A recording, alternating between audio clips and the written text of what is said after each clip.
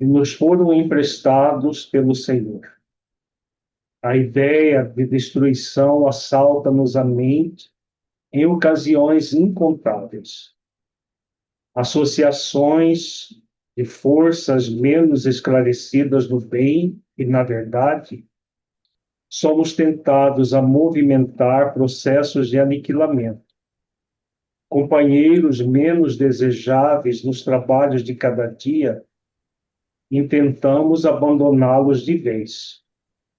Cooperadores endurecidos, deixá-los ao desamparo.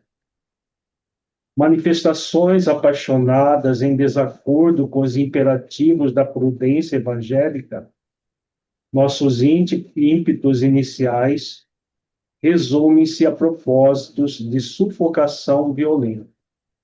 Algo que nos contrarie as ideias e os programas pessoais, nossa intolerância cristalizada reclama destruição.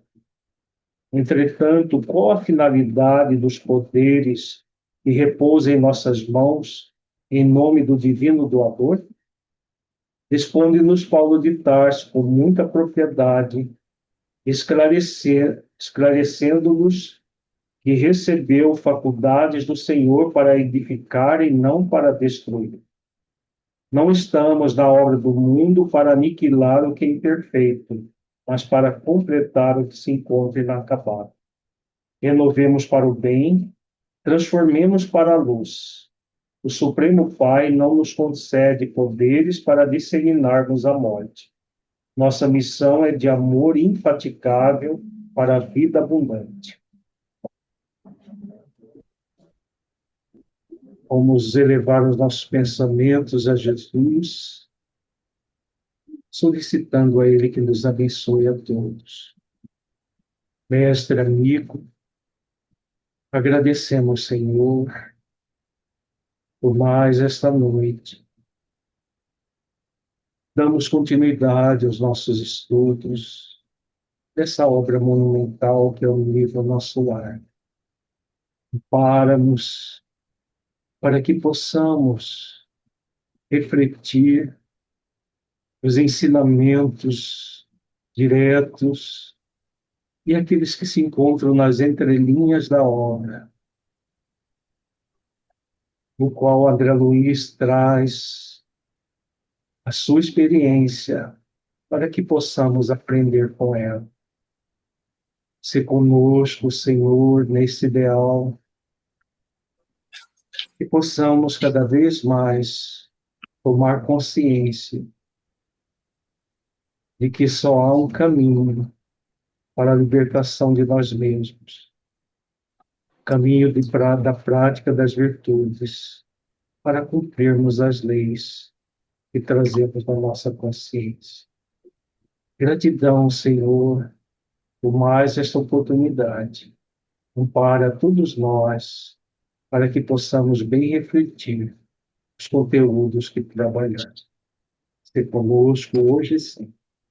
Gratidão por tudo. Gratidão pela vida.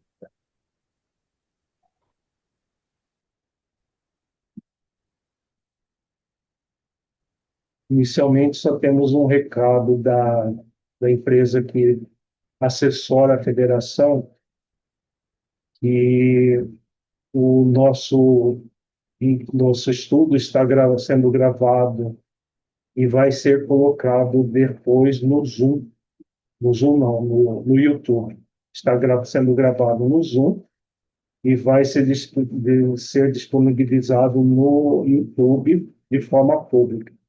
Então, aqueles que ficam incomodados com a sua imagem e não querem aparecer, desliguem a câmera.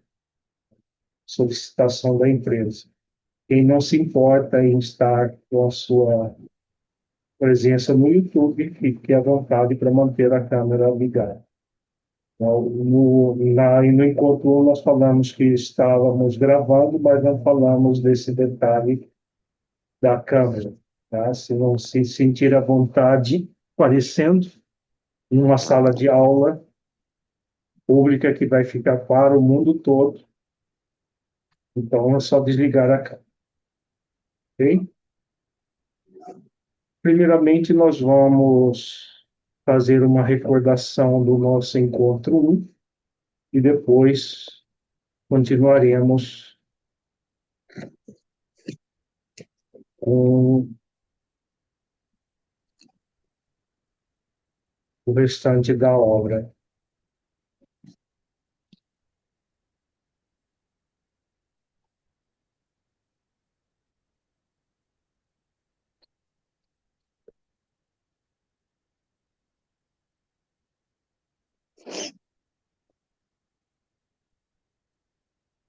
Então, nós estamos estudando a série de André Luiz, A Vida no Mundo Espiritual,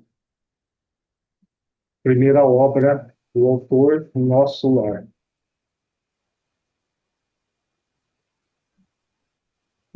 Já no prefácio, nós temos uma reflexão muito profunda do Espírito Emmanuel, que apresenta não só André Luiz, mas o próprio livro, Nosso Lar, e aí ele dá essa orientação aqui.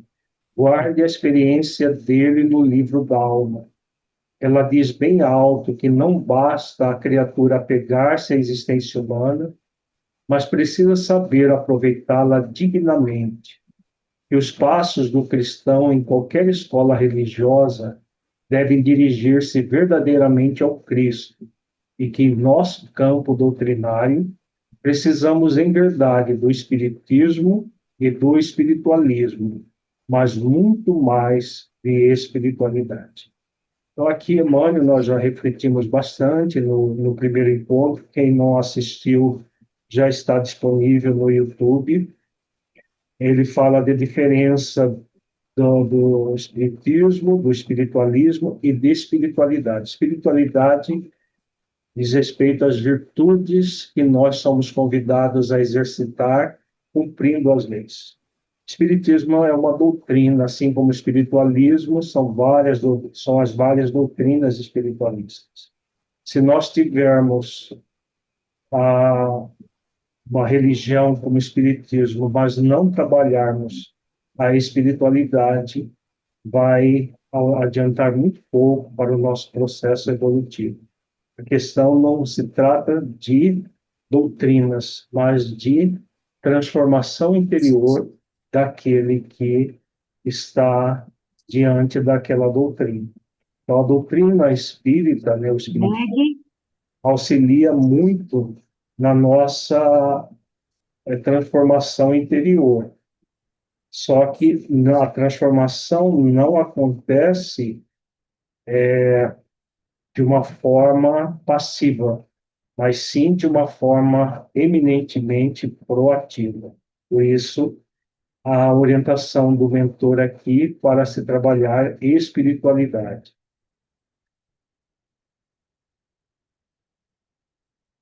Ainda no prefácio, Emmanuel diz: André Luiz vem contar a você, leitor amigo, que a maior surpresa da morte carnal é a de nos colocar face a face com a própria consciência, onde edificamos o céu, estacionamos o purgatório ou nos precipitamos no abismo infernal. Bem lembrar que a terra é oficina sagrada e que ninguém a menosprezará sem conhecer o preço do terrível engano a que submeteu o próprio coração. Então, a orientação sobre esse simbolismo do céu, do purgatório e do inferno.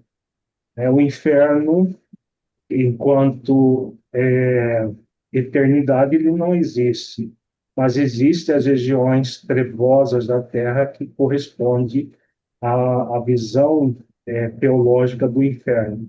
Existe um umbral onde André Luiz está, já lemos o primeiro capítulo, ele descreve o umbral, que seria esse purgatório dentro da visão teológica, e o céu, que são as colônias espirituais edificantes que nós temos na própria Terra e que nós somos convidados a trabalhar na nossa intimidade, só estará em condições de ir para colônias espirituais elevadas, aqueles que edificarem o céu dentro de si mesmo, ou seja, desenvolverem as virtudes que todos nós somos convidados a desenvolver.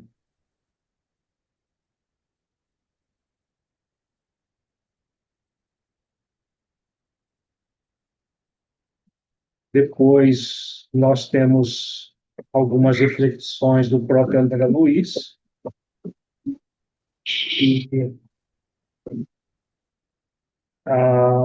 o André Luiz ele fala de uma tormenta que ele estava vivenciando na consciência, atormentava minha consciência, preferiria a ausência total da razão ou não ser. Nós refletimos no nosso encontro passado sobre o processo da subconsciência, do conflito de consciência e da autoconsciência.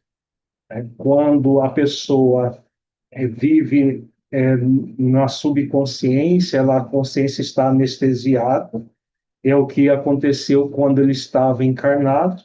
Ele vivia numa anestesia da consciência, como se ele fosse apenas um corpo de carne e não um espírito imortal momentaneamente encarnado. Ao adentrar na dimensão espiritual, a partir daquilo que se chama o dia do juízo, o dia da morte corporal, ele entra num conflito de consciência, porque ele percebeu que a vida não se limitava ao corpo físico, mas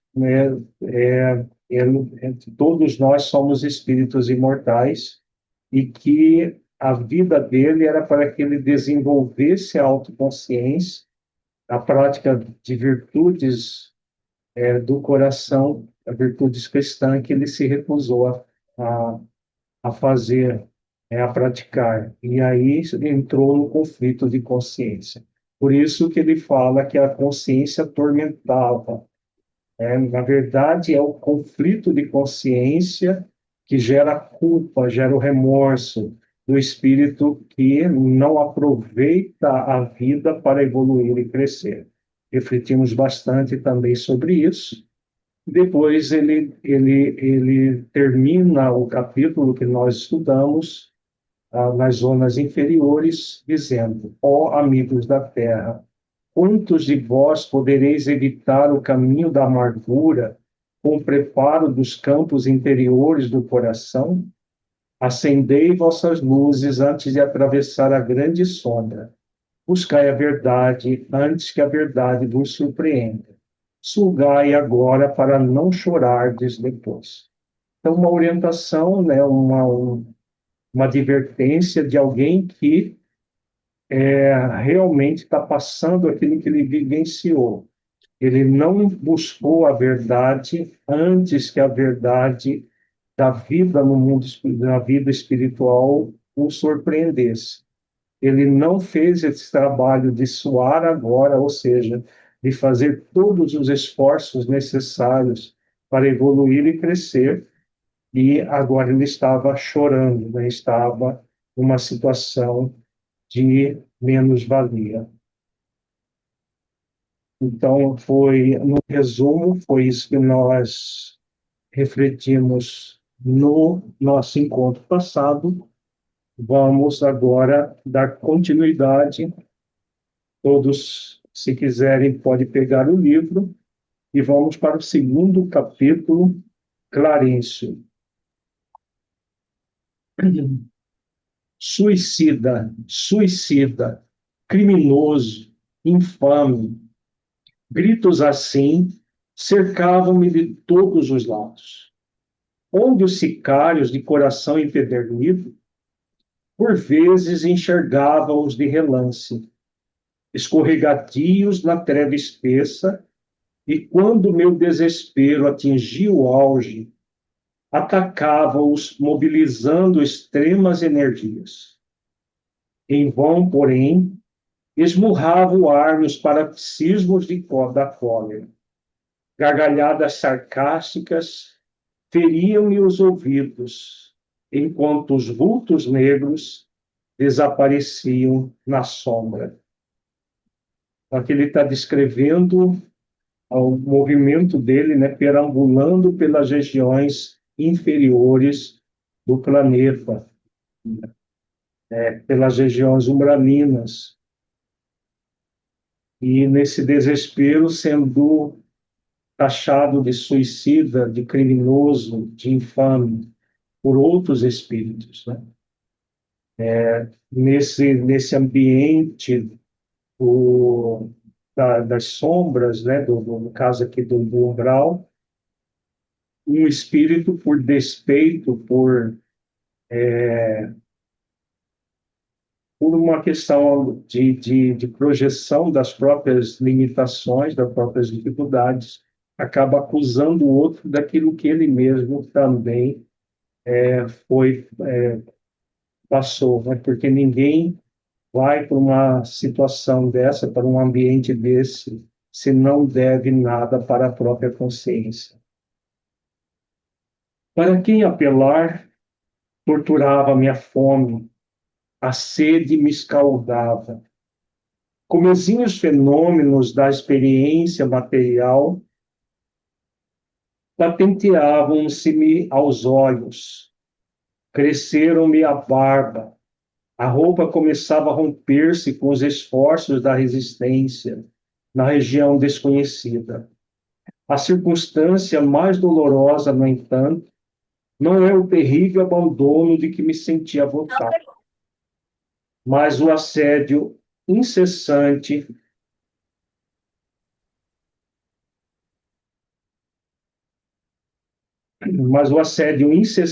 de forças perversas que me assomavam nos caminhos ermos e obscuros. Irritavam-me, aniquilavam-me a possibilidade de concatenar ideias.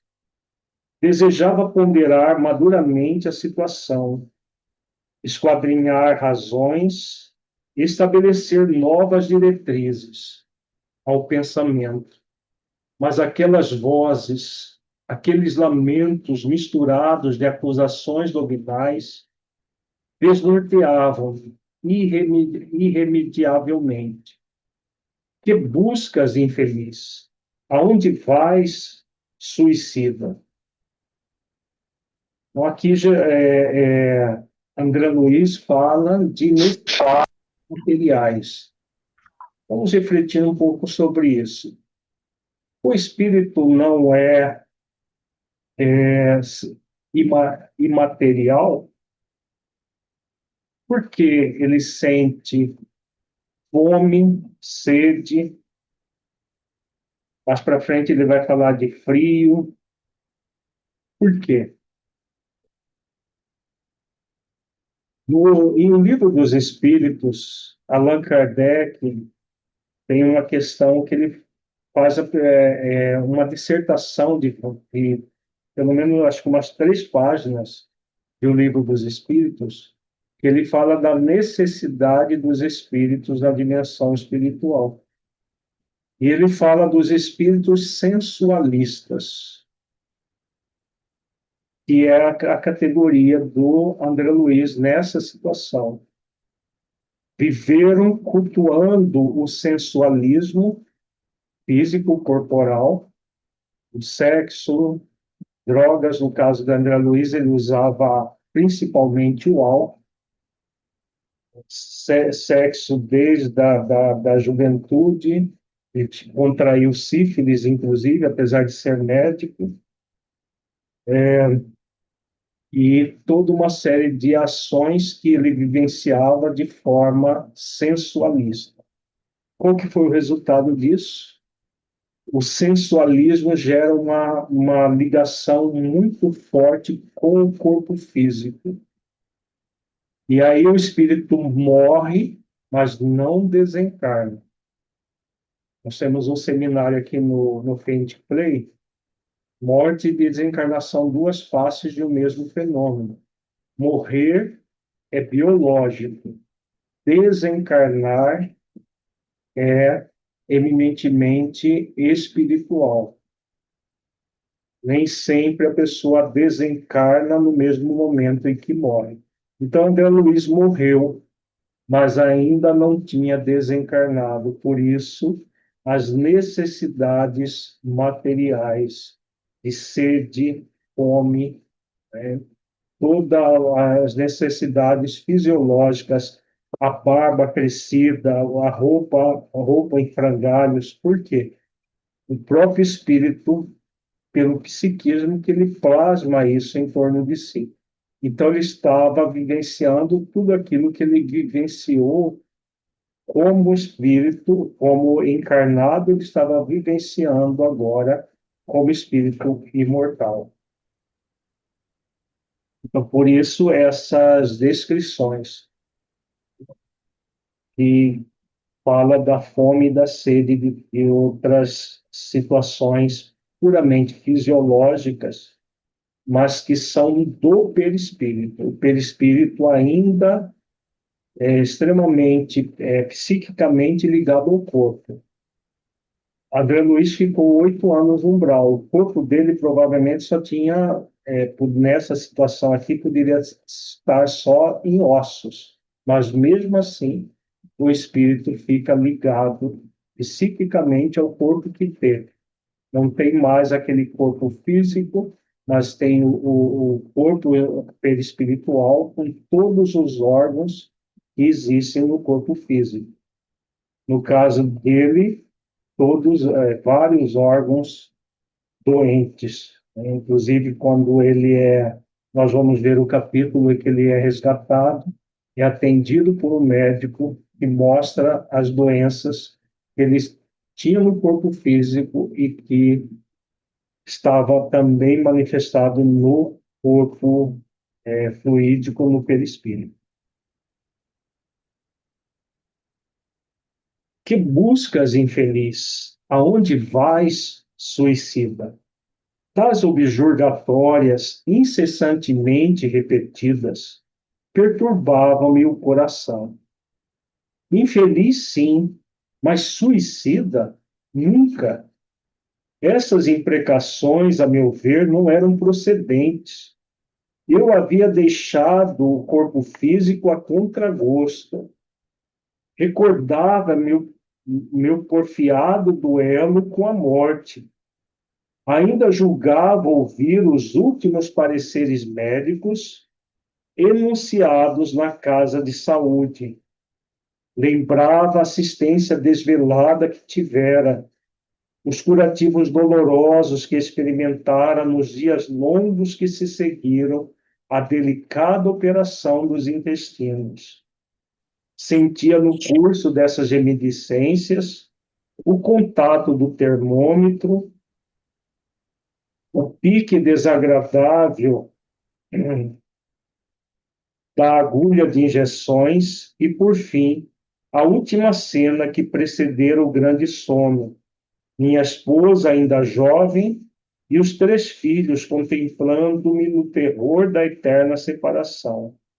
Depois, o despertar na paisagem úmida e escura e a grande caminhada que parecia sem fim.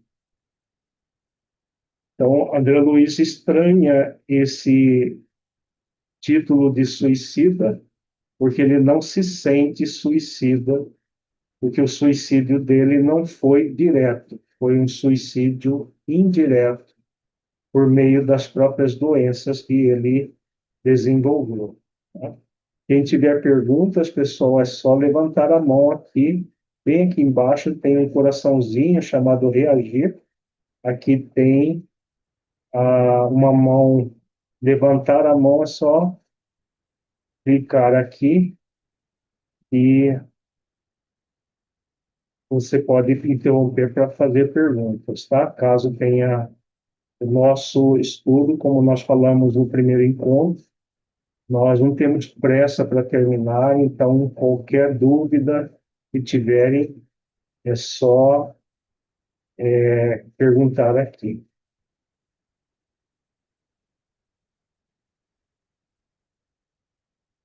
Por que a pecha de suicida, quando fora compelido a abandonar a casa, a família e o doce convívio dos meus? O homem mais forte conhecerá limite à resistência emocional. Firme e resoluto a princípio, comecei por entregar-me a longos períodos de desânimo. E longe de prosseguir na fortaleza moral por ignorar o próprio fim, senti que as lágrimas longamente represadas visitavam-me com mais frequência, extravasando do coração. Então, vejamos que aqui começa a acontecer alguma coisa diferente em André Luiz. Antes, ele ficava com raiva, se contrapunha aos outros espíritos que tentavam e o recriminavam, e ele começa a. Ele entra num estado mais depressivo e começa a chorar com mais frequência. O que está acontecendo na intimidade desse espírito? Está acontecendo aquele fenômeno que a dor gera, né? A dor e o sofrimento, Deus permite que haja a dor e o sofrimento como efeito da causa, das causas. O orgulho, a rebeldia, a revolta em relação à vida e tudo, vai gradualmente sendo diminuído, porque ninguém gosta de sofrer, e aí o espírito endurecido vai amolecendo. O espírito empedernido no mal vai gradualmente se voltando ao bem. André Luiz não era um espírito empedernido no mal, no sentido de que ele não fez o mal deliberado para os outros, ele fez para ele mesmo, que é diferente dos espíritos extremamente empedernidos no mal, que nem para o umbral vão, eles vão para as trevas, né? Situações muito mais graves do que as umbralinas. A quem recorrer, por maior que fosse a cultura intelectual trazida do mundo, não poderia alterar agora a realidade da vida.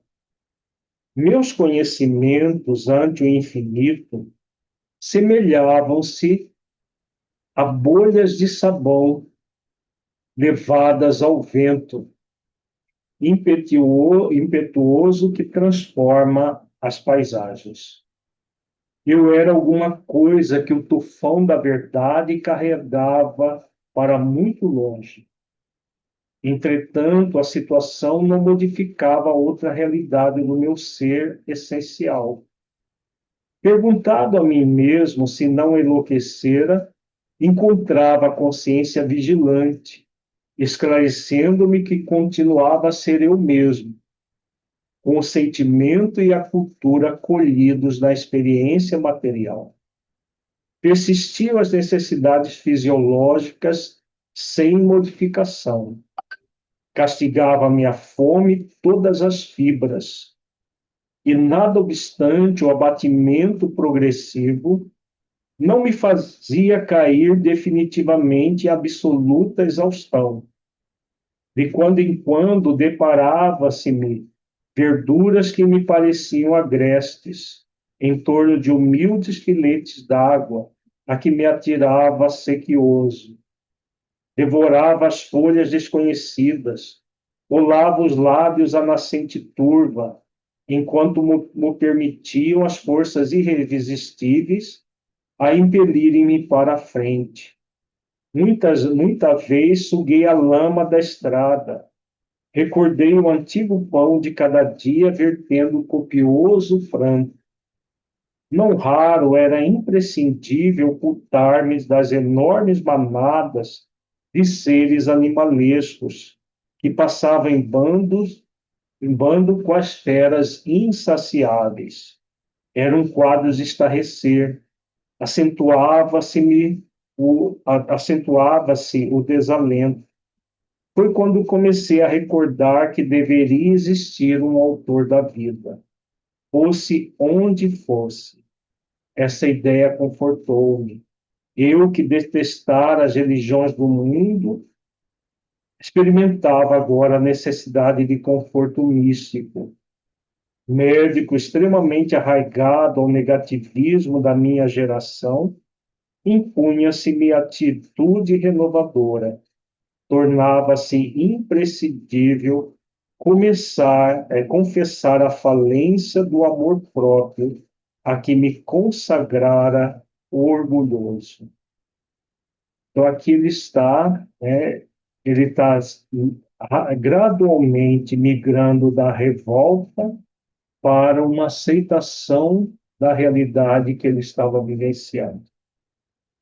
Exatamente esse é o movimento, né? As leis, elas, a lei de justiça, a dimensão justiça da lei maior, a lei de causa e efeito, trazem os efeitos das causas que nós praticamos para que nós possamos transformar sentimentos como orgulho, como ele reconhece aqui, né, o amor próprio, o orgulho, a rebeldia frente à vida, em mansidão e humildade. Então, gradualmente, ele começa a pensar na possibilidade de um Criador da vida. Né? Vejamos que era um espírito que, mesmo não tendo feito mal, agiu de forma profundamente rebelde frente à vida, com como ele diz, detestara as religiões do mundo. Então, ele nunca se ocupou das questões espirituais da vida. Então, não é por acaso que ele estava passando por toda essa experiência que estava vivenciando. Jéssica, você tem pergunta? Pode falar. Tenho. Aline, você pode falar um pouco desses seres animalescos que ele se refere aqui? Sim, os seres animalescos são espíritos que tomam formas animais. Um fenômeno chamado de licantropia e de zoantropia. Licantropia é quando eles tomam a forma de lobos. Zoantropia é qualquer tipo de animal. Então, são espíritos que por questão de culpa, ou às vezes hipnotizado por outros espíritos, tomam a forma de animais. No livro, nós vamos estudar esse livro, Libertação, tem uma mulher que foi transformada numa loba por um processo hipnótico, num julgamento feito nas regiões trevosas. Ela, ela tinha uma culpa muito grande, porque ela foi causadora da morte do próprio filho. O filho foi calçar um sapato e sentia alguma coisa picando o pé dele. Ela, de forma grosseira, não empurrou o pé do menino no sapato e era um escorpião. E o menino acabou morrendo. E ela entrou num sentimento de culpa muito grande, acabou indo para as trevas e lá os espíritos têm, muitas vezes, fazem esses julgamentos como se eles fossem donos da verdade e a sentença dela foi transformar numa loba. Né? Mas essa está todo descrito lá no livro Libertação, que é uma das obras que nós vamos estudar nessa série agora. Mas são espíritos humanos em formato de animais. Mas Entendeu? aí seria só no processo de subjugação ou também para atormentar outras pessoas? Pode acontecer deles voluntariamente tomarem a forma de animais para atormentar, para perseguir. Não só animais, mas também a forma de diabos. A André Luiz fala de seres demoníacos, eles tomam a forma do diabo mitológico, com chifre, rabo, tridente na mão, também eles, que é o chamado de exuantropia, eles se tornam, tomam a forma desses seres mitológicos da teologia chamada cristã, que na verdade surgiu do judaísmo e que o catolicismo também assumiu, chamados diabos, que na verdade são espíritos que tomam essa forma para amedrontar. Muitos deles são subjugados e se tornam animais, assim, transitoriamente, devido a esse fenômeno hipnótico. Outros, voluntariamente, usam da capacidade psíquica para alterar o perispírito e tomar a forma de animais. Nesse caso aqui, era exatamente utilizado por outros espíritos para amedrontar os outros que estão ali. Porque existem aqueles que são mais maus e outros menos maus. Os menos maus acabam sofrendo na mão desses mais empedernidos no mal. Ficou claro, Jéssica? Alírio, Ficou assim, obrigada. Uhum. eu quero fazer uma pergunta, boa noite.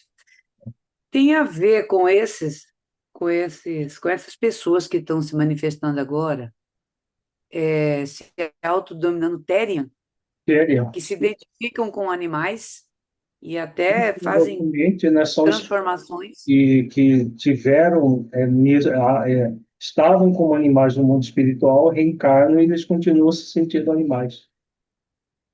Nossa Senhora. Né?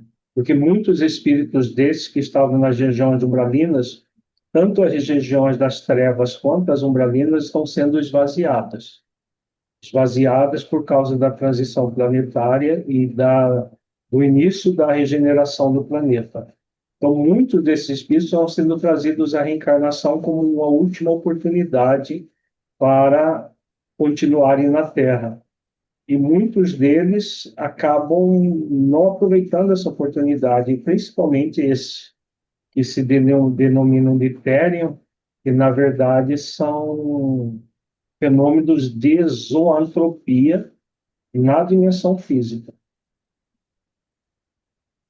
Tem muitos hoje em dia. Eles estão formando verdadeiras tribos, né, porque já estavam assim no mundo espiritual e continuam no mundo físico, como animais.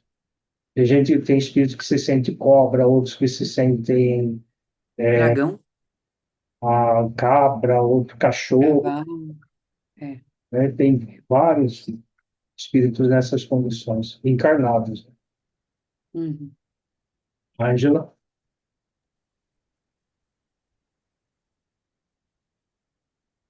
seu áudio está desligado, eu acho. Não estou te ouvindo. Ele está ligado, mas não estou te ouvindo. Depois você fala, então. Ou então digita aí, né?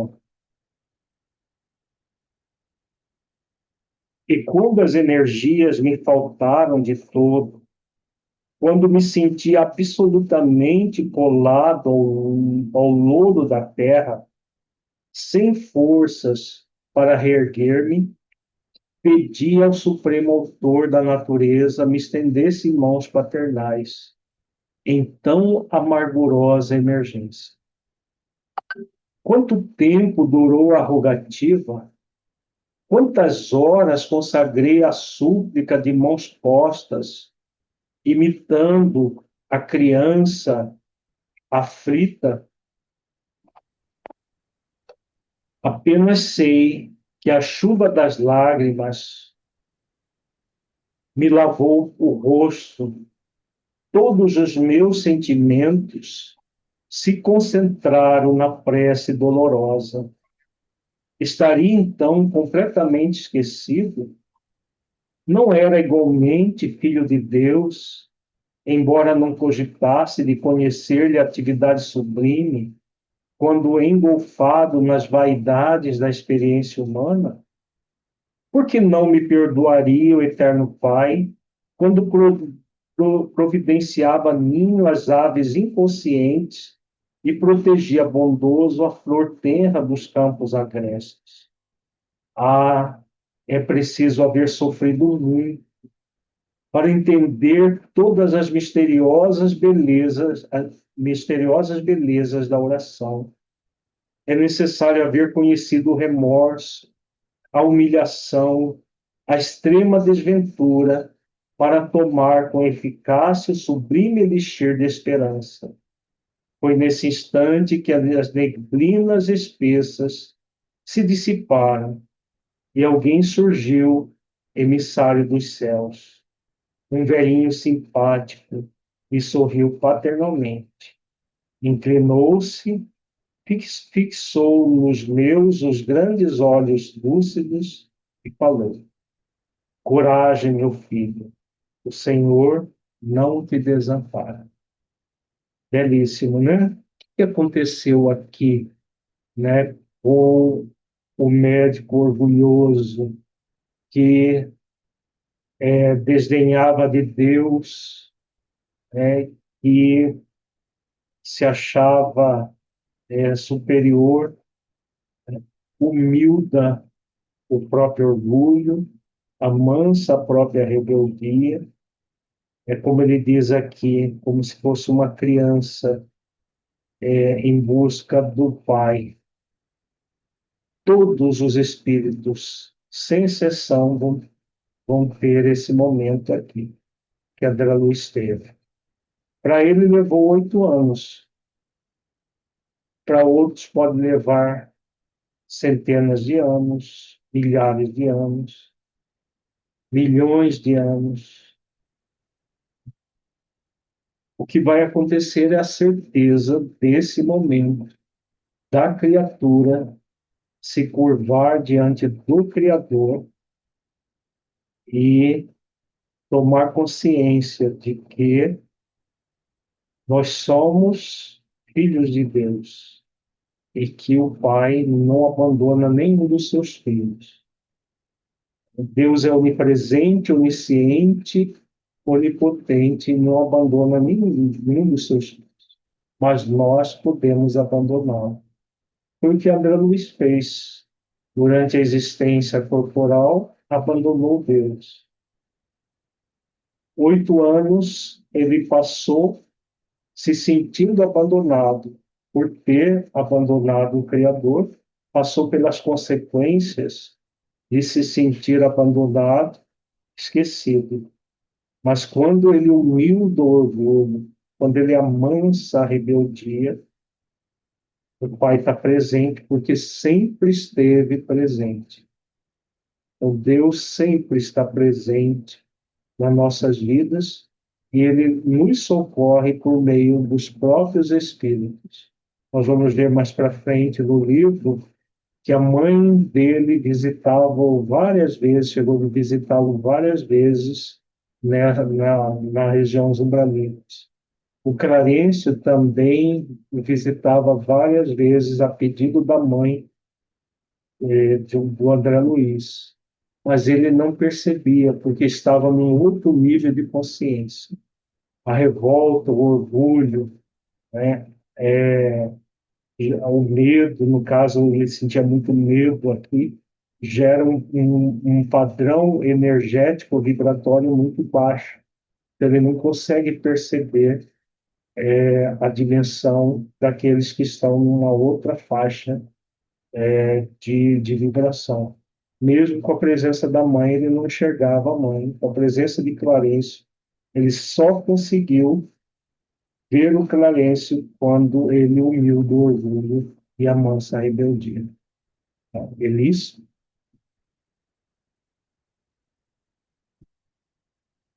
Você acabou falando um pouquinho o que eu ia falar era isso, assim, né? Que quando o livro dos Espíritos traz que as leis estão na nossa consciência, essa conexão com Deus já está em nós, né? A gente acessa, né? Deus nunca está longe. Então aqui me chamou a atenção isso, porque mesmo ele sem pensar em Deus, sem ter religião, sem nada, quando ele se humilhou, ele mesmo já refletiu, né, que será que ele não era igualmente filho de Deus, que se os pássaros, né, as aves tinham essa ajuda, por que que ele não seria auxiliado, né? Então me chamou a atenção isso, né? Porque ele fala que ele conhecia o Evangelho. Então, aqui tem a ver com a fala de Jesus no Sermão do Monte, né? Olhai os pássaros dos céus que não tecem, que não plantam nem colhem, olhai os lírios do campo. Tem a ver com essa orientação do Cristo relacionado à providência divina que ele conhecia teoricamente, mas ele nunca se aprofundou nesses valores para trazer esses valores para dentro da própria vida.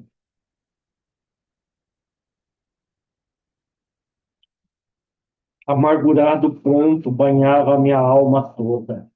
Emocionado, quis traduzir meu júbilo, comentar a consolação que me chegava, mas reunindo todas as forças que me restavam, pude apenas inquirir: quem sois, generoso emissário de Deus? O inesperado benfeitor sorriu bondoso e respondeu: chama-me Clarencio, sou apenas teu irmão. E percebendo o meu esgotamento, acrescentou: agora permanece calmo e silencioso. É preciso descansar para reaver energias. Em seguida, chamou 2 companheiros que guardavam atitude de servos desvelados e ordenou: prestemos ao nosso amigo socorros de emergência. Algo lençol foi estendido ali mesmo, à guisa de maca improvisada, aprestando-se a ambos os cooperadores a transportarem-me generosamente. Quando me alçavam cuidadosos, Clarencio meditou um instante e esclareceu, como quem recorda a inadiável obrigação. Vamos sem demora, preciso atingir nosso lar com a presteza possível. Capítulo 3, a oração coletiva. Embora transportado à maneira de ferido comum, dobriguei um quadro confortante que se desdobrava à minha vista. Clarencio, que se apoiava num cajado de substância luminosa, deteve-se à frente de grande porta encravada em altos muros, cobertos de trepadeiras floridas e graciosas. Tateando o ponto da muralha, fez-se longa abertura pela qual penetramos silenciosos. Branda claridade inundava ali todas as coisas. Ao longe, gracioso foco de luz dava a ideia de um pôr do sol em tardes primaveris. À medida que avançávamos, consegui identificar preciosas construções situadas em extensos jardins. Ao sinal de Clarencio, os condutores depuseram devagarinho a maca improvisada.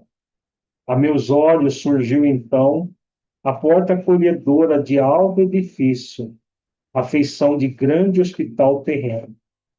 2 jovens, envergando túnicas de nível linho, acorreram pressurosos ao chamado de meu benfeitor.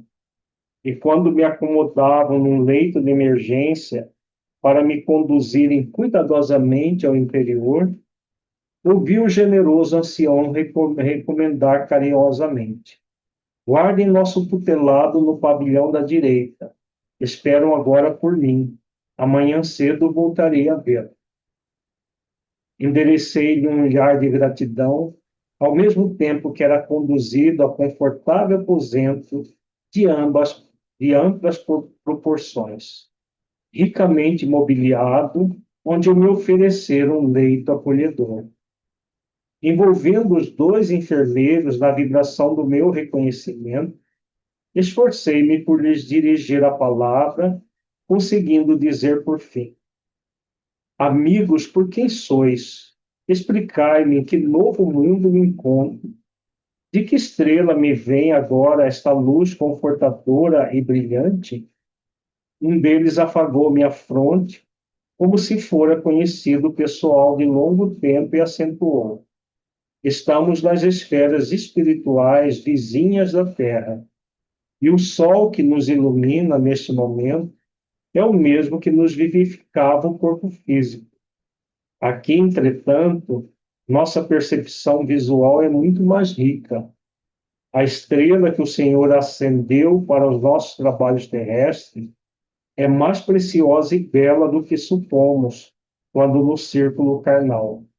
Nosso sol é a divina matriz da vida, é a claridade que irradia, e a claridade que irradia provém do autor da criação. bela descrição do sol, né?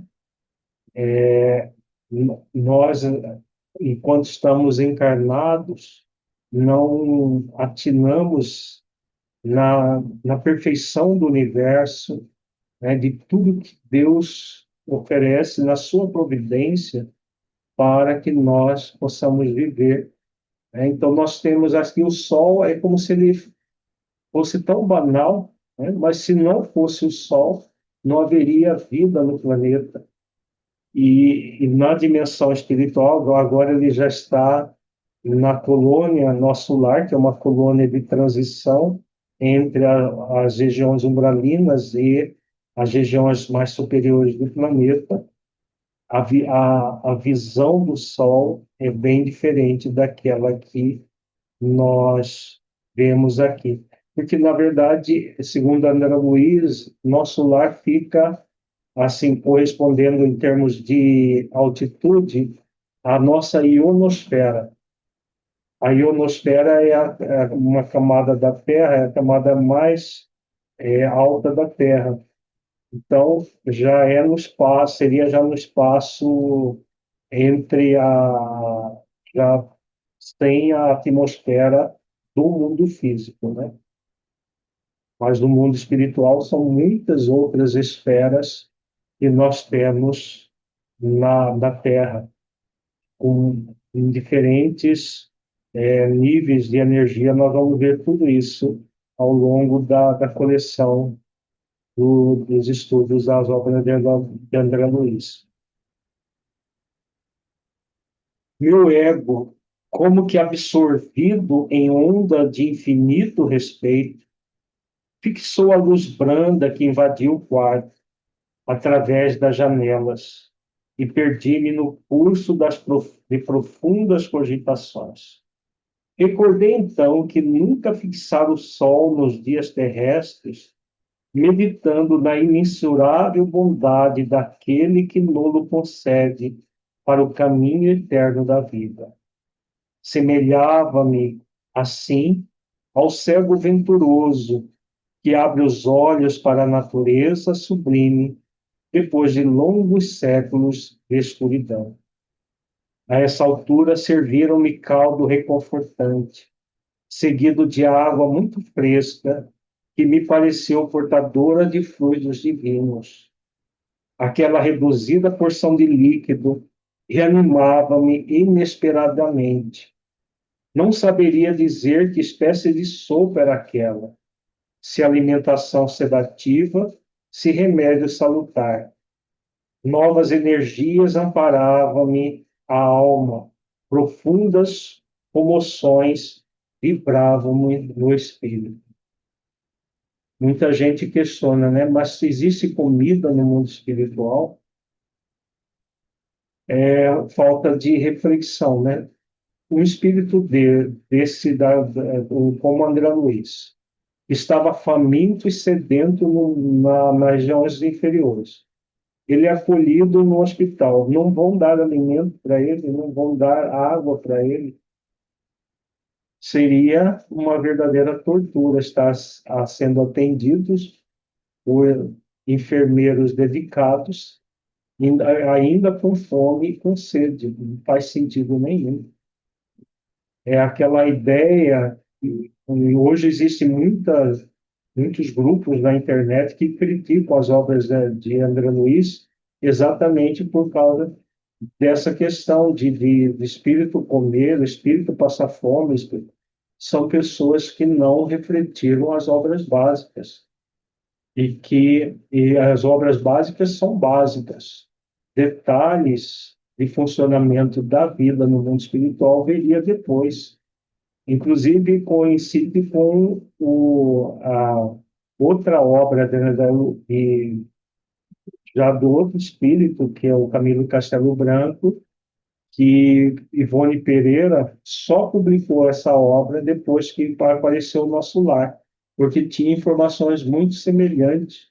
O espírito suicida, quando é acolhido, ele recebe no hospital esse caldo que é muito mais um remédio do que alimento, e que Inclusive, o Camilo, ele diz que cada espírito, o gosto era diferente. Era um sabor semelhante à comida preferida do espírito. É o caldo que ele mais gostava. Então, são as bênçãos que existem no mundo espiritual para gerar conforto para o espírito que está em transição evolutiva, né? Claro que nenhum espírito vai morrer de fome, mas a fome existe exatamente por essas questões que nós já refletimos. Agora, existe a fome e existe os recursos para saciar essa fome. Emília? Boa noite a todos. Doutora Lírio, pelo relato do livro, me parece que André Luiz nunca esteve na colônia. É como se tivesse visto pela primeira vez e é como se ele não tivesse tido uma experiência parecida. Será que ele só tinha conhecimento do umbral? Como é isso?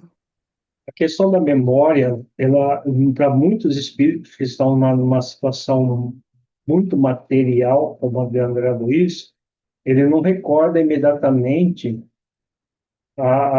nem as existências anteriores, a não ser a que ele acabou de ter, nem a outras experiências no mundo espiritual, devido a esse próprio materialidade do espírito ligado ainda ao corpo. Então, aquela ideia de que o espírito, ele morreu, ele vai se lembrar de tudo, todas as encarnações da sua vida enquanto espírito, não é real. Exatamente por causa dessa ignorância. Veja que ele não sabia, ele ficou 8 anos no umbral e não sabia. Provavelmente ele já devia ter tido várias outras experiências no umbral. Só que para o espírito, aquela experiência é como se fosse a primeira vez. Da mesma forma que as regiões umbralinas, as regiões, uma região como o nosso lar, pode ser para ele a primeira vez, mesmo que ele já pudesse já ter conhecido essa colônia, ou muitas vezes não, muitas vezes era a primeira vez mesmo ele na colônia nosso lar, né? Mas provavelmente ele já conhecia outros, só que a memória não tem, ela fica bloqueada como se ele tivesse encarnado, porque na prática é como se ele estivesse encarnado.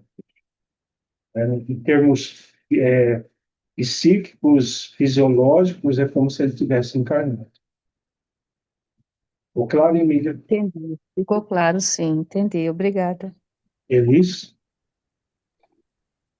Alírio, ainda com relação ao que a Emília perguntou, isso também acontece no momento do sono, por exemplo, quando a gente, aqui encarnado, dorme, mesmo que a gente vá para lugares, a gente não tem recordações, enfim. Sim, a mesma coisa. Poucos de nós, assim, voltamos para o corpo e temos plena consciência do que aconteceu durante o período do sono, por causa do próprio bloqueio que a matéria, né, o corpo físico gera para o espírito. E, por exemplo, porque eu já ouvi, por exemplo, um conhecido meu falar assim, mas enquanto que eu tiver, na hora que eu tiver com o corpo físico dormindo, eu me desconectar dele ali, eu não vou sair para fazer coisa errada, porque quando eu estou ali em espírito, com o meu corpo dormindo, eu tenho consciência de que eu sou de verdade, das coisas que são certas e erradas, eu não vou sair fazendo coisa errada.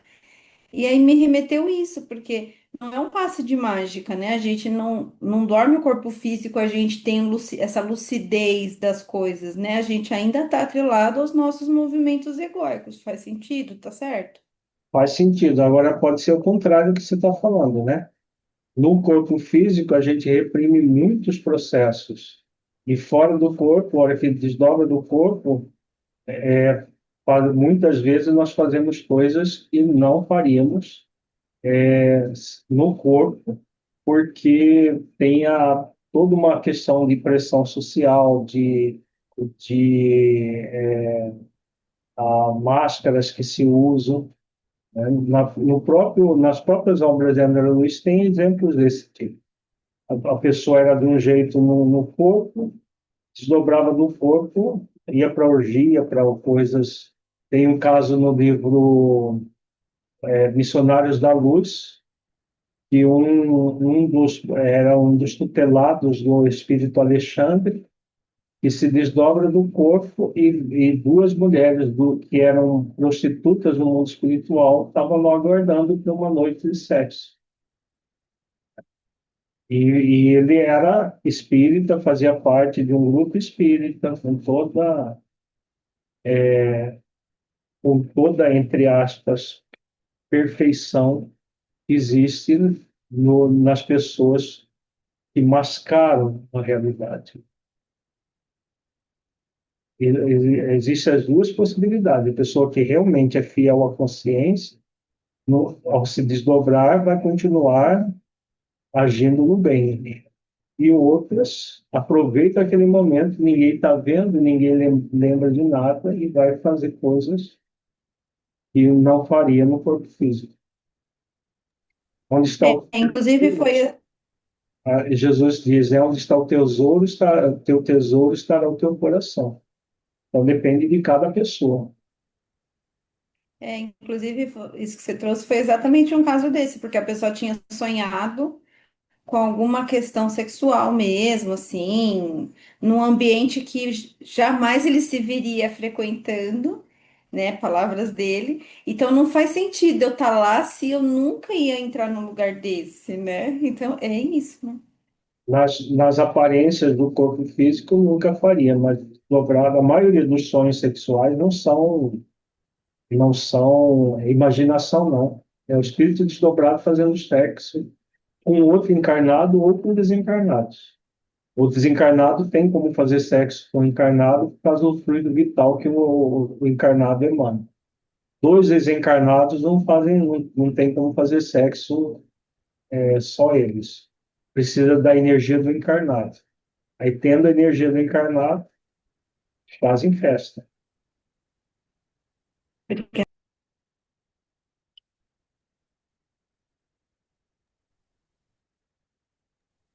Continuando aqui.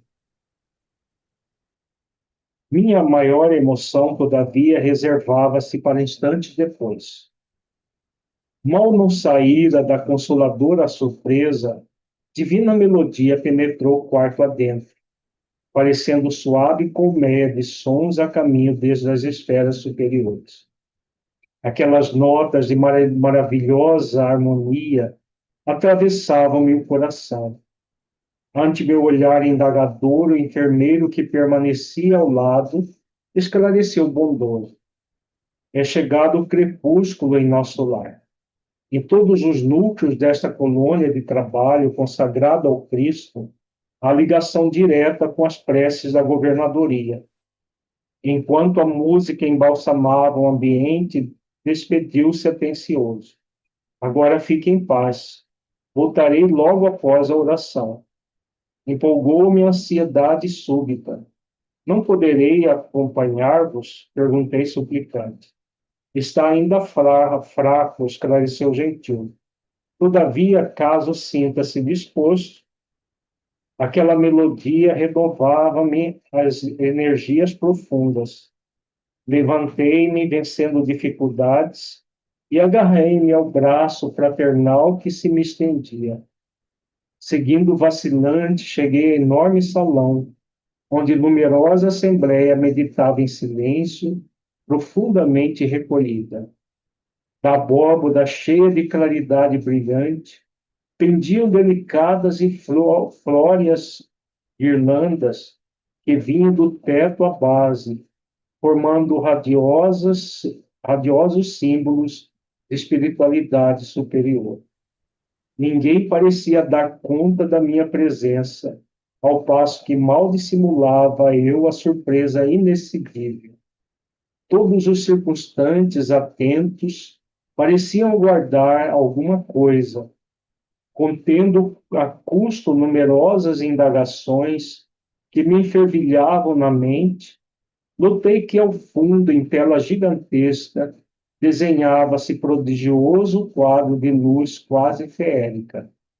Obedecendo a processos adiantados de televisão, surgiu o cenário de templo maravilhoso. Sentado em lugar de destaque, um ancião coroado de luz fixava o alto em atitude de prece, envergando alva túnica de radiações resplandecentes. Em plano inferior, 72 figuras pareciam acompanhá-lo em respeitoso silêncio. Altamente surpreendido, reparei Clarencio participando da assembleia, entre os que cercavam o velhinho refulgente. Apertei o braço do enfermeiro amigo e, compreendendo ele que minhas perguntas não se fariam esperar, esclareceu em voz baixa, que mais se assemelhava a leve sopro. Conserve-se tranquila. Todas as residências e instituições de nosso lar estão orando com o governador, por meio da audição e visão à distância. Louvemos o coração invisível do céu. Mal terminar a explicação, as 72 figuras começaram a cantar harmonioso hino, repleto de indefinível beleza. A fisionomia de Clarencio, no círculo dos veneráveis companheiros, figurou-se-me tocada de mais intensa luz. O cântico celeste constituía-se de notas angelicais, de sublimado reconhecimento. Pairavam no recinto misteriosas vibrações de paz e de alegria, e quando as notas argentinas fizeram delicioso staccato, desenhou-se ao longe, em plano elevado, um coração maravilhosamente azul, com estrias douradas.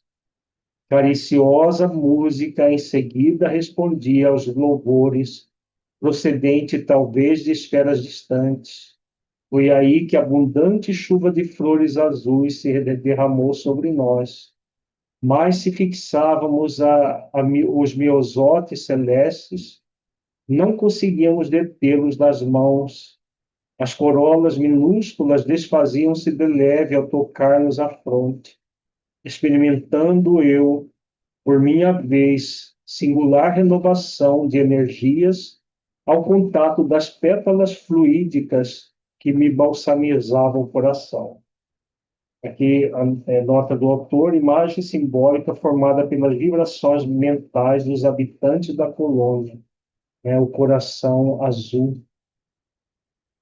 Terminada a sublime oração, regressei ao aposento do enfermo, amparado pelo amigo que me atendia de perto.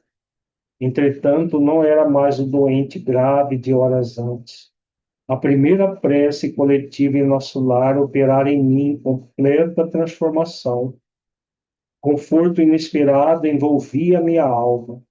Pela primeira vez, depois de anos consecutivos de sofrimento, o pobre coração saudoso e atormentado, à maneira de cálice muito tempo vazio, enchera-se de novo das gotas generosas do licor da esperança. Belíssimo relato, né? Esse relato da oração, dessa oração coletiva. Vejamos que no mundo espiritual é muito diferente do mundo físico, né? A certeza do Criador da vida, a certeza da comunicação direta com o Criador, possibilita que todos estejam em conexão com Deus, né, pela prece, e a prece coletiva acaba produzindo, né, como André Luiz descreve aqui, esse coração maravilhosamente azul com estrias douradas e as chuvas de flores azuis sobre as pessoas, né, que médiuns eles descrevem que isso também acontece no mundo físico quando nós estamos em oração coletiva, em eventos, encontros. pétalas de flores caem sobre nós e se desfazem quando encontram o nosso corpo. Mas é belíssimo a forma como no mundo espiritual as colônias já voltadas a Deus e ao Cristo, como o benfeitor colocou anteriormente, que era a colônia voltadas ao Cristo, né? É chegado o crepúsculo em nosso lar, em todos os núcleos desta colônia de trabalho consagrada ao Cristo, a ligação direta com as preces da governadoria. Então, a colônia inteira é consagrada ao Cristo para atender às necessidades dos espíritos, no caso, desencarnados e também encarnados. Sônia? Boa noite a todos. Doutora Lírio, o senhor me corrija se eu estiver enganada. Num outro momento, o senhor colocou que a gente não evolui no mundo espiritual, porque estamos entre os iguais. Eu falei exatamente o contrário.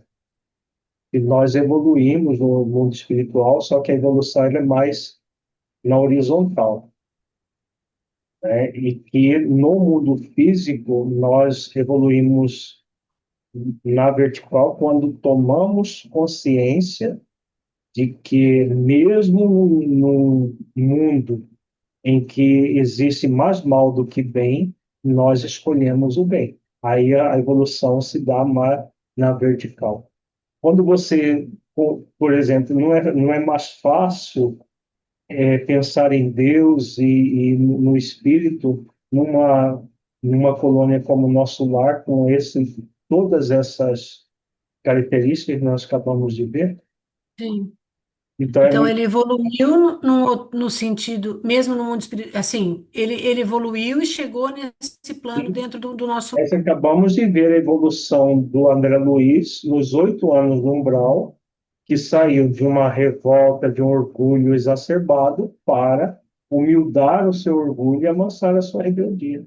Isso é evolução. Uhum. Só que levou 8 anos para ele fazer isso, sofrendo as consequências das atitudes dele, né? O que acontece se o espírito ficar só no mundo espiritual, vamos supor que alguém ficasse na colônia do nosso lar 1.000, 2.000, 1 milhão de anos, uma colônia como o nosso lar. Ele vai ficar praticamente quase que no mesmo nível evolutivo. A Entendi. reencarnação no mundo físico é necessária para que nós, diante dos contrastes que temos no mundo físico, nós possamos evoluir por uma vontade enorme de seguir o bem. Porque Entendi. fazer o bem numa condição dessa é muito fácil. Agora, como nós vivemos, no mundo que nós vivemos, é bastante trabalhoso. É, tá bom. Obrigada, doutor.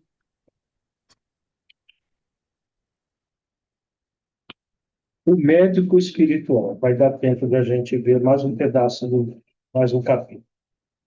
No dia imediato, após reparador e profundo repouso, experimentei a bênção radiosa do sol amigo, qual suave mensagem ao coração. Claridade reconfortante atravessava a ampla janela, inundando o recinto de cariciosa luz. Sentia-me outro. Energias novas tocavam-me no íntimo. Tinha a impressão de sorver a alegria da vida a longos haustos. Na alma, apenas um ponto sombrio, a saudade do lar, o apego à família que ficara distante. Numerosas interrogações pairavam-me na mente, mas tão grande era a sensação de alívio que eu sossegava o espírito, longe de qualquer interpelação. Quis levantar-me, gozar o espetáculo da natureza cheia de brisas e de luz, mas não o consegui, e concluí que, sem a cooperação magnética do enfermeiro, tornava-se-me impossível deixar o leito. Não voltar a mim das surpresas consecutivas, Quando se abriu a porta e vi entrar Clarencio, acompanhado por simpático desconhecido. Cumprimentaram-me atenciosos, desejando-me paz. Meu benfeitor, na véspera, indagou do meu estado geral. Acorreu o enfermeiro, prestando informações. Sorridente, o velhinho amigo apresentou-me o companheiro. Tratava-se, disse, do irmão Henrique de Luna, do Serviço de Assistência Médica da Colônia Espiritual. Trajado de branco, traços fisionômicos irradiando enorme simpatia, Henrique auscultou-me demoradamente, sorriu e explicou. É de lamentar que tenha vindo pelo suicídio. Enquanto Clarencio permanecia sereno, senti que singular assomo de revolta me borbulhava no íntimo. Olha o velho homem ainda falando alto nele, né? Vamos ver o que ele diz. Suicídio? Recordei as acusações dos seres perversos das sombras. Não obstante o cabedal de gratidão que começava a acumular, não calei incriminação. Creio haja engano, asseverei melindrado. Meu regresso do mundo não teve essa causa. Lutei mais de 40 dias na casa de saúde, tentando vencer a morte. Sofri 2 operações graves devido à oclusão intestinal. Sim, esclareceu o médico, demonstrando a mesma serenidade superior. Mas a oclusão radicava-se em causas profundas. Talvez o amigo não tenha ponderado bastante. O organismo espiritual apresenta em si mesmo a história completa das ações praticadas no mundo. Inclinando-se atencioso, indicava determinados pontos do meu corpo. Vejamos a zona intestinal, exclamou. A oclusão derivava de elementos cancerosos, e estes, por sua vez, de algumas leviandades do meu estimado irmão, no campo da sífilis. A moléstia talvez não assumisse características tão graves se o seu procedimento mental no planeta estivesse enquadrado nos princípios da fraternidade e da temperança. Entretanto, o seu modo especial de conviver, muitas vezes exasperado e sombrio, captava destruidoras vibrações daqueles que o ouviam. Nunca imaginou que a cólera fosse manancial de forças negativas para nós mesmos? A ausência de autodomínio, a inadvertência no trato com os semelhantes, aos quais muitas vezes ofendeu sem refletir, conduziam-no frequentemente à esfera dos seres doentes e inferiores. Tal circunstância agravou de muito o seu estado físico.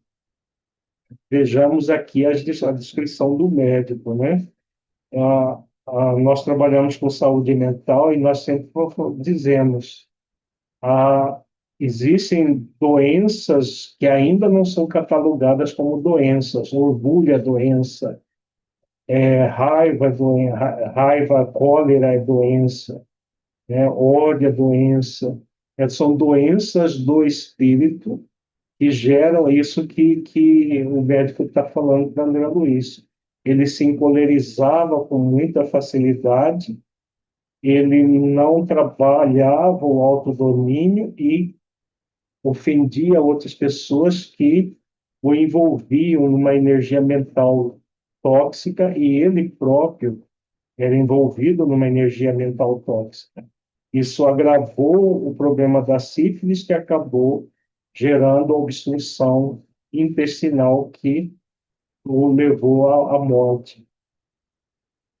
Vamos continuar aqui, que é muito interessante a reflexão que o médico vai fazendo, né, com ele. Depois de longa pausa em que se examinava atentamente, continuou. Já observou, meu amigo, que seu fígado foi maltratado pela sua própria ação, que os rins foram esquecidos com terrível menosprezo às dádivas sagradas? Como que ele maltratava o fígado com bebida alcoólica, o fígado e os rins. Singular desapontamento invadira o meu coração. Parecendo desconhecer a angústia que me oprimia, continuava o médico esclarecendo. Os órgãos do corpo somático possuem incalculáveis reservas, segundo os desígnios do Senhor. O meu amigo, no entanto, iludiu excelentes oportunidades, desperdiçando patrimônios preciosos da experiência física. A longa tarefa que lhe foi confiada pelos maiores da espiritualidade superior foi reduzida a meras tentativas de trabalho que não se consumou. Todo o aparelho gástrico foi destruído à custa de excesso de alimentação e bebidas alcoólicas, aparentemente sem importância. Devorou-lhe a sífilis energias essenciais. Como vê, o suicídio é incontestável. Então,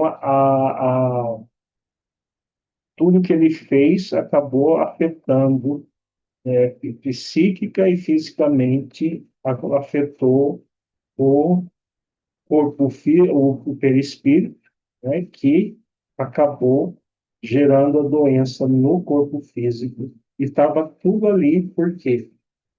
A doença começa no espírito, e do espírito que ela vai para o corpo físico, né? No caso de sífilis é criado por uma bactéria, só que ela afeta não apenas o corpo físico, ela afeta também o perispírito. E bebida alcoólica, ela destrói o fígado, os rins. E aí, continuando aqui, né, meditei nos problemas dos caminhos humanos, refletindo das oportunidades perdidas. Na vida humana, consegui ajustar numerosas máscaras ao rosto, talhando-as conforme as situações.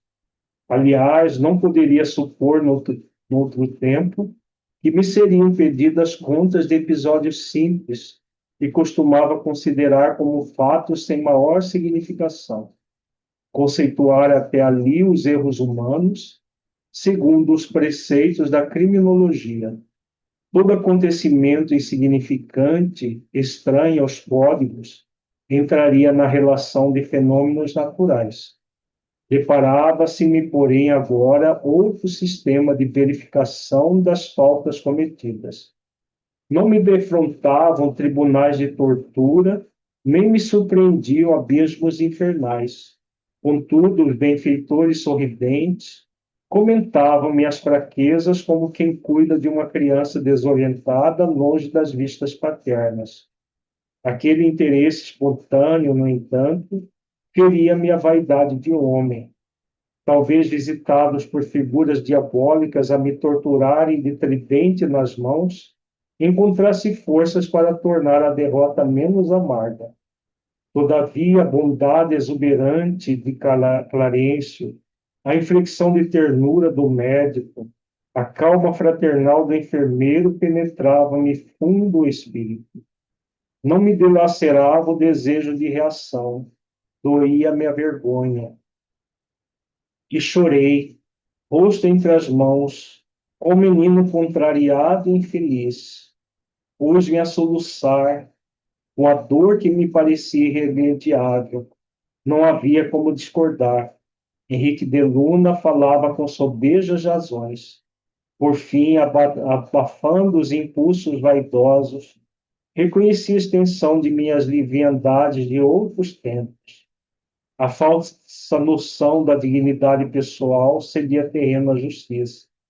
Perante minha visão espiritual, só existia agora uma realidade torturante.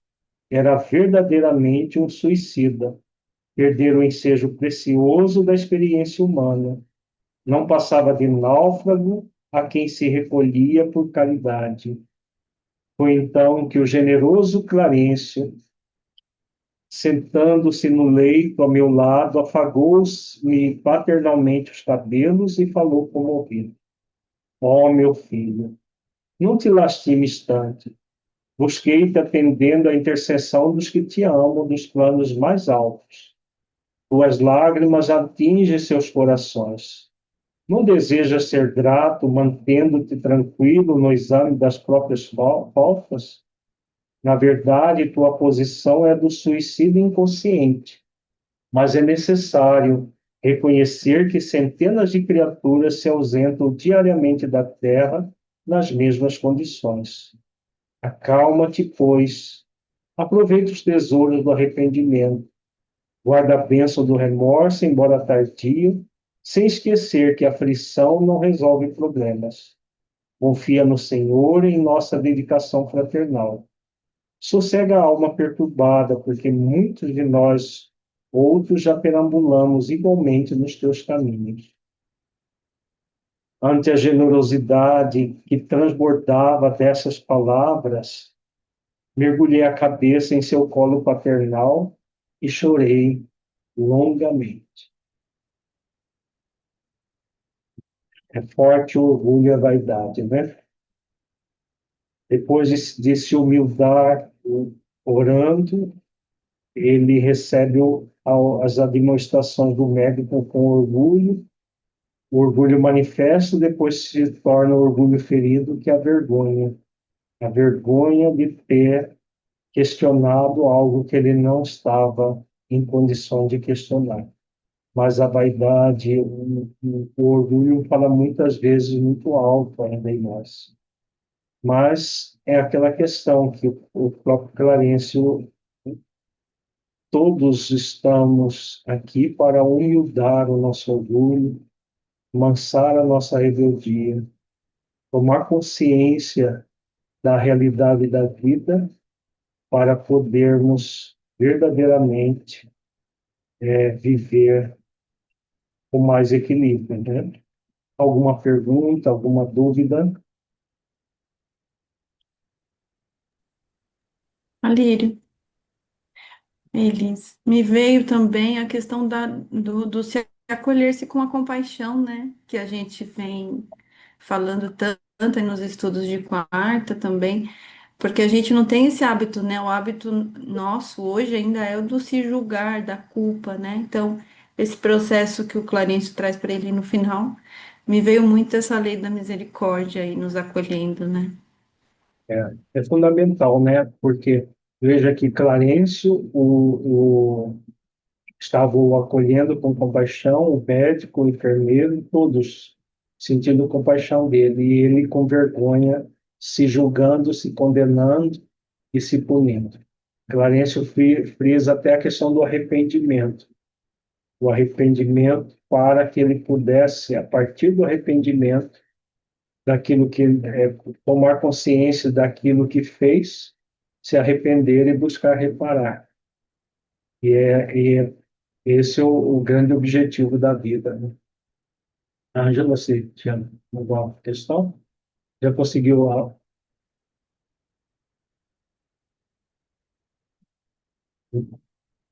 seu áudio não está funcionando hoje? Não. Não. Ô, Alírio, Oi. Uhum. boa noite a todos.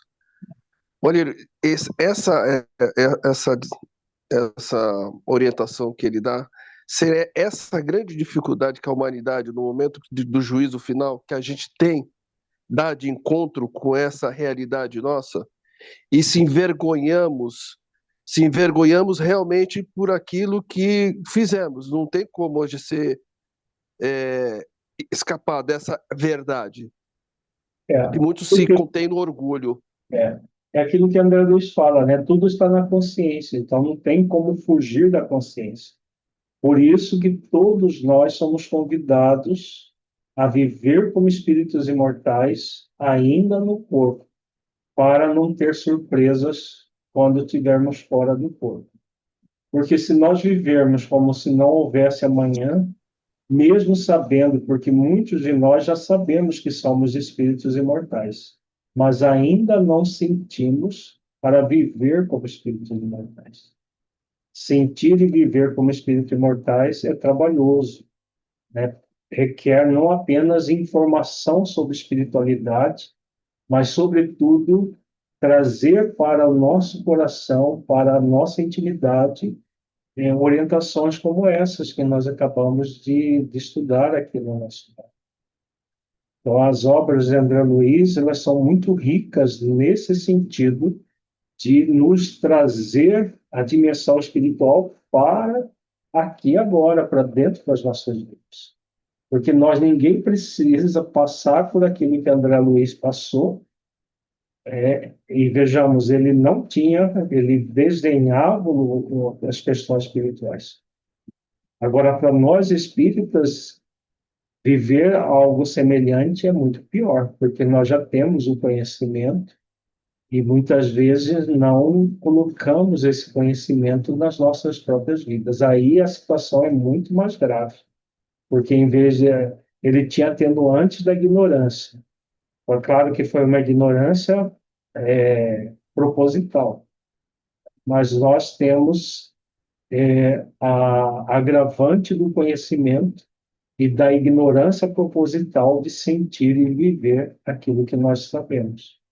Isso é o convite, né, de viver como espíritos imortais momentaneamente no corpo. Nós vamos fazer o encerramento. Alguém se candidata para a prece?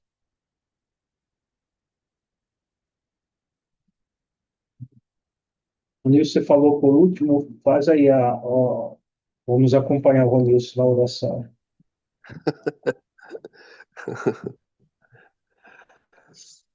Obrigado, Jesus, por esse momento tão sublime, aonde a todo momento vós nos convida nesse banquete maravilhoso, que aprendemos, Mestre, a sentir a Ti esse Teu amor. Obrigado, Mestre, por essa ajuda constante. Obrigado aos benfeitores que nos intuem, os nossos anjos da guarda, os nossos amigos, a tantos irmãos que nos amparam. Obrigado, Senhor. Gratidão. Que essa energia toda positiva que nós sentimos nesse grupo possa expandir longe para todos aqueles que se encontram em aflição, principalmente esses irmãos que se encontram em guerra, Senhor, que se encontram embebecidos no orgulho e na vaidade. Por isso, Senhor, nos agradecemos por essa noite e por essa oportunidade, mais uma vez, estarmos aqui reunidos em torno de um propósito de Ti. Gratidão. Uma boa noite a todos nós. Lembrando que o Encontro 1 já está disponível no YouTube e esse encontro deve ser colocado amanhã ou depois de amanhã. Ok? Uma boa noite para todos nós e até a próxima terça.